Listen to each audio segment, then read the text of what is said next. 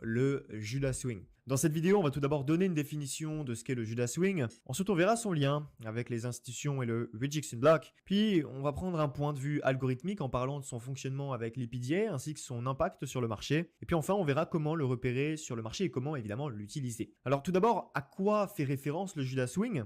Eh bien, on appelle le Judas Swing un swing de prix dans la direction opposée à la tendance et dont le but est d'induire en erreur les retail traders en récupérant leur liquidité, d'induire la dumb money en erreur. En fait, il faut bien comprendre que, et c'est vrai que c'est une question que beaucoup de personnes se posent, d'où vient le mot Judas dans Judas Swing ? En fait, le terme Judas Swing fait référence à Judas dans l'évangile qui aurait trahi Jésus. Et si on doit donc faire une traduction du terme Judas, qui aurait trahi Jésus dans l'évangile, on pourrait dire que c'est un swing de prix traître. D'accord ? C'est donc une manipulation de marché, d'un certain côté, on peut le qualifier de la sorte, généralement composé d'un faux mouvement très impulsif vers une zone de liquidity pool, avant de repartir de plus belle dans le sens de la tendance. Bearish tendencies, bullish, etc. etc. Ce que l'on appelle un mouvement de protraction, donc un mouvement initial à la continuation de la tendance de marché, mais à l'inverse de celle-ci. Et là, vous allez voir que tout va prendre son sens avec le rejection. Mais alors, à quoi sert donc le Judas Swing pour les institutionnels ? En tout cas, pour la globalité des marchés financiers. Comme on l'a dit, le Judas Swing fait référence à un faux mouvement du marché qui fait croire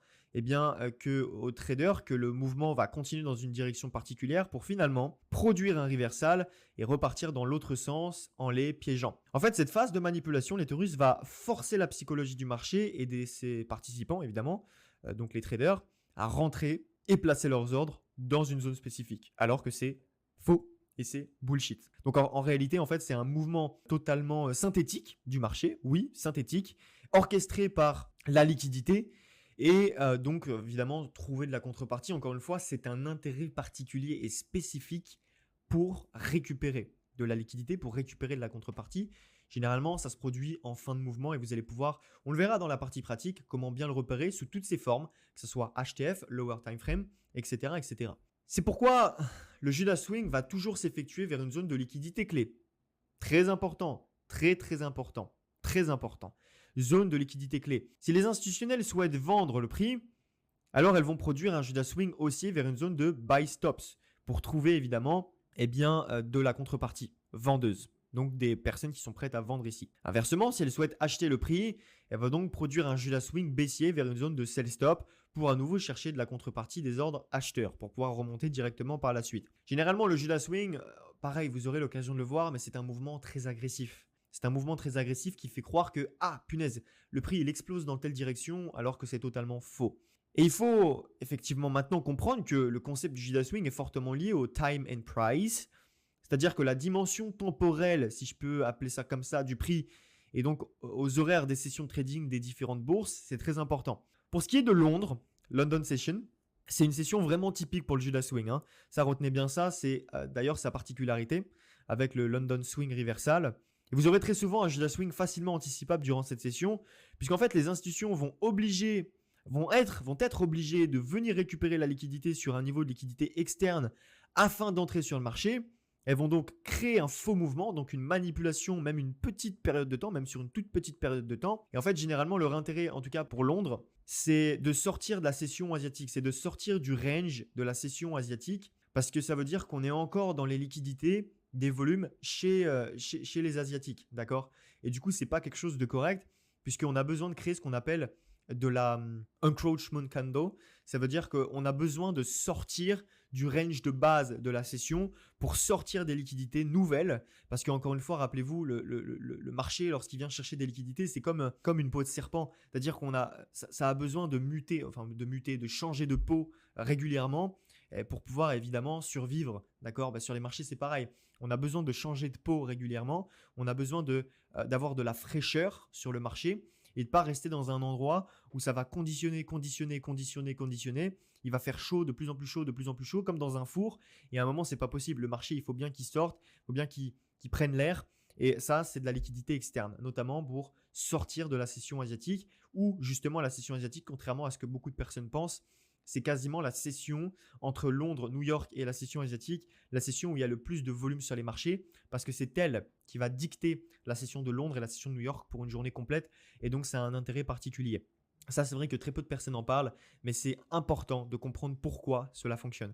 Et puisque les institutions sont obligées de venir récupérer de la liquidité sur un niveau de liquidité externe afin d'entrer sur le marché, elles vont créer un faux mouvement, donc une manipulation, et comme je vous l'ai dit, même sur une petite période de temps. En l'occurrence, durant Londres, la logique est que donc souvent de finalement vendre au-dessus du plus haut de la session asiatique et d'acheter en dessous du prix de la session asiatique. Quelque chose de très classique, très mécanique, mais qui pourtant, simplicité égale efficacité, on garde les choses comme telles. Bien évidemment, toujours en suivant évidemment la tendance de fond, l'order flow, etc. Une stratégie basée sur le Judas Swing de Londres permet d'avoir régulièrement un setup de haute probabilité basé sur le flux d'ordre institutionnel quotidien en utilisant une approche basée justement sur les règles précises. Nous aurons bien sûr l'occasion de revenir un peu plus en détail par la suite sur cette stratégie, ne vous en faites pas, sur notamment la stratégie de la session asiatique avec le London Reversal Swing. Et ce n'est bien entendu pas la seule session ou le seul moment à présenter ce type de price action. Ça arrive régulièrement sur le marché et dans finalement toutes les unités de temps. Que je précise encore une fois, ça n'arrive pas que dans une stratégie, ça arrive sur même du weekly, monthly, daily, 1 minute, absolument partout. De manière générale, ce que vous devez retenir, c'est qu'un Judas Swing s'effectue toujours vers une zone de liquidity pool avant de produire un reversal. Bien sûr, comme vous le savez, les touristes maintenant, chaque décision des institutions présente toujours plusieurs intérêts et ils ont toujours 2, 3, 4, 5 coups d'avance. C'est comme un jeu d'échecs. Même nous, en tant que trader retail, pourquoi il y a très peu de personnes dans les premières années de trading, elles ont du mal à être rentables. Au bout de 1 an, 2 ans, 3 ans, c'est déjà compliqué d'être rentable. Simplement parce que c'est comme apprendre à jouer aux échecs contre des personnes qui font cela depuis des années, qui sont des experts et qui ont fait des études. Admettons que, imaginez que si des études, et je pense que ça doit exister, des formations pour devenir des professionnels aux échecs, etc. C'est pas pour rien qu'il y a des traders professionnels qui font des écoles qui coûtent 15, 20 000, 50 000, parfois même beaucoup plus dollars à l'année. Je sais qu'en France, les écoles de trading, ça coûte en moyenne, la moyenne c'est 15 000 dollars, 20 000 dollars par an. Mais en fait, c'est pas pour rien que les banques, les hedge funds, les institutions financières recrutent des personnes dans ces domaines parce que, encore une fois, ça demande de l'expertise. D'accord ? Il faut en moyenne 10 000 heures pour devenir un expert de qualité mondiale et il faut en moyenne 5 000 heures pour devenir simplement un expert. Donc, apprenez à avoir ceci. Votre objectif n'est pas d'avoir 1, 2, 3, 4, 5 coups d'avance. Ce n'est pas votre job. En tant que trader retail, nous, parce que oui, nous sommes des retail, on ne trade pas pour des institutions, on trade pour nos propres comptes. Donc, nous sommes des retail traders. On ne doit pas avoir et on ne doit pas anticiper 2, 3, 4, 5 coups d'avance. Ça, ce n'est pas notre job. Notre job, ce n'est pas de deviner ce qui va se passer sur le marché, c'est d'effectivement exécuter notre plan et exécuter un ou des patterns que l'on a repérés de manière répétitive sur les marchés, que l'on va pouvoir exécuter continuellement pour atteindre cette rentabilité. Et donc, il faut comprendre que lorsqu'un Judas Swing provient finalement d'une zone clé, donc surtout, il vient prendre une zone de liquidity pool, il revient quasiment toujours dans le même temps dans une zone de liquidité interne qui se trouve derrière, comme un order block, une fair value gap, higher time frame par exemple. Okay ? Maintenant, comme vous le savez, le rejection block est un pattern très courant de liquidité. Il est très étroitement lié au Judas Swing. Et oui, puisque lorsque vous zoomez à l'intérieur d'un rejection block, vous voyez qu'il est en réalité composé d'un Judas Swing, puis un displacement dans le sens de la tendance. Vous pouvez le voir sur votre écran. LP, c'est liquidity pool. Vous voyez qu'on a le rejection block à gauche. Ensuite, on passe de higher time frame à lower time frame. On a justement notre mouvement de Judas, pour récupérer la liquidity pool, créer du reversal, avoir notre break market structure pour repartir directement sur des nouveaux plus bas. Ça, c'est vraiment très important. Et pour que vous puissiez bien comprendre en quoi ce concept est puissant, il faut se mettre en tête que lorsque le prix va rejeter une zone de liquidité clé, ça signifie que des contrats sont déjà correctement établis, comme sur l'exemple ci-dessus. On vient chercher de la liquidité. Et donc que les institutions n'ont plus d'intérêt à revenir au-delà de cette zone si la liquidité était suffisante durant cette prise de liquidity pool. Donc ainsi, lorsque vous voyez un rejection block se former sur le marché, passez en lower time frame pour analyser les contextes, repérer un reversal et identifier les différentes zones d'intervention intéressantes que vous pourrez retrouver. Alors très souvent un setup 5 étoiles pour le coup. Je sais que généralement lorsqu'on a une prise de liquidité en liquidity pool, généralement avec notre Judas Swing, on peut repérer des zones d'entrée extrêmement intéressantes à la suite de cela. Et pour l'IPDA, le Judas Swing, c'est un processus d'exécution totalement normal et donc anticipable parce qu'encore une fois, cette fois-ci, la psychologie peut s'anticiper, l'humain est anticipable parce que lorsque le marché vient créer un Judas Swing, c'est comme on l'a dit, une manipulation de marché qui permet de faire de la chasse au stop afin de repartir dans le bon sens. C'est pourquoi lorsque vous identifiez une zone institutionnelle clé de liquidité et que vous anticipez un retour du prix dans cette zone, il faut absolument que vous basiez sur la dimension du temps, sur les différentes time frames. Posez maintenant simplement cette question. Quelle est la prochaine session et à quelle heure? À quel moment le prix a le plus de probabilité de venir récupérer la liquidité? Ceci sont les deux questions que vous devez le plus vous poser. Je répète, quelle est la prochaine session et à quelle heure? Et à quel moment le prix a le plus de probabilité de venir chercher et de venir récupérer cette liquidité? Parce que c'est durant la prochaine période, avec une liquidité de marché importante, que l'IPDA va pousser le marché vers cette zone. Et elle est totalement logique et simple à comprendre. Ok? Ça, c'est vraiment très important. Maintenant, comme nous l'avons vu, le Judas Swing est étroitement lié au Rejection Block. Ok? Et le Rejection Block, en fait, simplement, c'est une zone d'intervention que vous pouvez utiliser pour profiter de ce Judas Swing et du retournement qu'il a produit. Ni plus ni moins. Donc, le Judas Swing peut être analysé HTF, vous allez voir, avec des belles mèches, des grosses mèches. Puis en lower time frame avec un mouvement de manipulation, un mouvement de protraction, un mouvement traître pour repartir sur des plus bas ou des plus hauts en fonction de la prise de liquidité.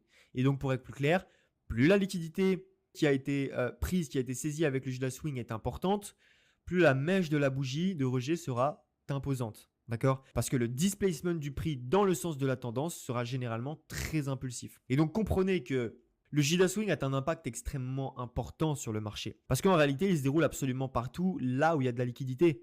Mais certains Judas Swing sont bien plus pertinents et intéressants que d'autres, notamment ceux qui reviennent dans une zone institutionnelle clé, dans une zone de liquidité HTF, durant une session. C'est encore mieux si ça arrive comme ça. Et cela, ils produisent généralement plusieurs structures et donc swing de prix dans le sens de la tendance sur lequel on peut capitaliser en fait finalement. Et si vous arrivez à vous positionner juste après finalement la formation d'un Judas Swing et d'un Rejection Block, vous avez dans ce cas la possibilité de profiter de toute la prochaine tendance de marché en vous positionnant au tout début de celle-ci. Et ça, c'est vraiment un point hyper puissant. Maintenant, à quoi cela ressemble sur le marché? Comment finalement le repérer? Comme vous le voyez sur le schéma, vous avez à votre finalement votre Judas Swing qui vient récupérer une zone de liquidity pool avant que le prix ne reparte dans le sens de la tendance en produisant un mouvement impulsif, en rejetant cette zone et en créant un rejection block sur la higher time frame. Et tout cela, ça se déroule durant une période logique de forte liquidité sur le marché, donc généralement une session majeure. Donc ça soit à l'achat, à la baisse, dans les deux cas, ça fonctionne exactement de la même manière. Qu'on vient chercher du LP, liquidity pool, pour créer justement notre Judas Swing, créer notre rejection block avant de repartir directement sur des nouveaux plus hauts. Ni plus ni moins. Donc finalement, le Judas Swing est un concept assez simple à comprendre et à mettre en place, à utiliser. Et même un trader débutant peut être capable de retrouver absolument partout sur le marché. Et il peut le trader en toute tranquillité.